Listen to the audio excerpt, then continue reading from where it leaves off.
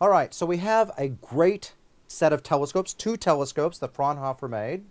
And to get the most out of a good instrument, you need to have a great experimentalist. And it turned out Fraunhofer gave, his telescopes were used by two great early astronomers. And none more important than this astronomer, Bessel. And so Bessel was not just an experimentalist, he was also a mathematician. There's a very famous set of functions, Bessel functions, that he was involved with. I won't say invented them, but he was involved with their tabulation and things. And so he was able to get the most out of this telescope that he was given. He used to say that every telescope had to be built twice.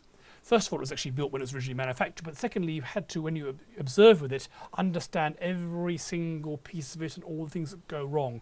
So, for example, whenever he got delivery of a new telescope, he wouldn't start taking serious data for possibly 2 years. He'd spend 2 years trying it out, measuring everything that could possibly go wrong, all the systematic errors. So he worked very hard at these telescopes. In this telescope, for example, he had to work out exactly what angle corresponded to shifting the two halves of the front lens. He had to work out how the whole thing would bend depending on gravity. As a temperature changed, the screw that controlled the two halves of the mirror would change because of the expansion and contraction. He calibrated all that. In fact, he often spent a lot of his time going to look at other people's data and recalibrating it. He was able to show, for example, that one of his assistants always measured the stopwatch 2 seconds too late, because he looked at how the timing of the different stars, different parts of the sky, and found on one side it was always 2 seconds off from the other side. So he actually spent a lot of his time going through other people's data for other astronomers and analysing in great detail what we now call data reduction. It's what we both spend a huge amount of our time doing. When you observe, you're only half started. Most of the work is afterwards in trying to find all these possible systematic errors and weeding them out and fixing them.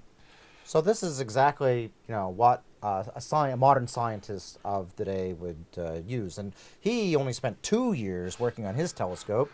Our own Sky Mapper, we've had to work 6 years to get all its issues, and we're continuing as part of my, daily work is to go in and try to weed out all those systematic errors in the same way that Bessel really started doing. But when you do it, then you get good quality data, and I can tell you that good quality data, no matter how smart you are as a mathematician, you always do better if you have good quality data. And so at long last, he measured parallax. He actually was able to see a star wiggling. He didn't trust his own, he published his own data. He actually wasn't the first to measure it, but he was the first person to measure it and be believed because he was so careful and precise. It's much like with your discovery of dark energy. There were plenty of other clues before, but you were the first time it was actually, the data was so good that people actually believed it.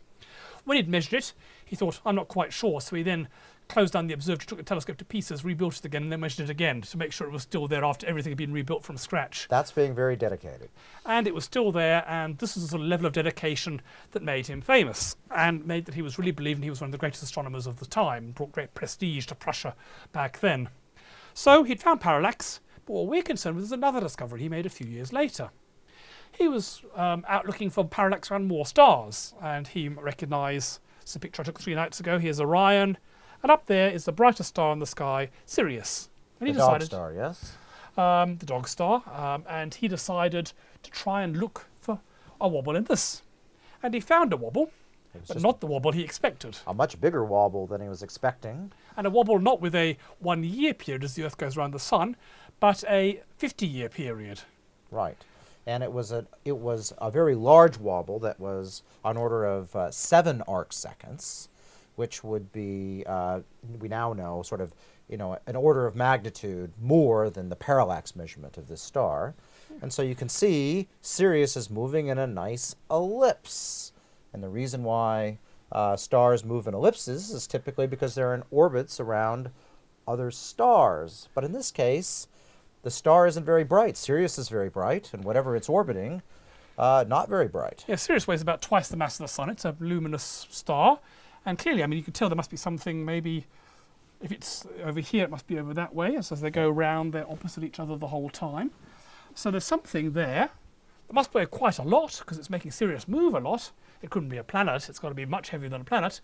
But we're not seeing it. So, Paul, you should be able to use that orbital motion and calculate the star that we cannot see. OK, let's go and do that.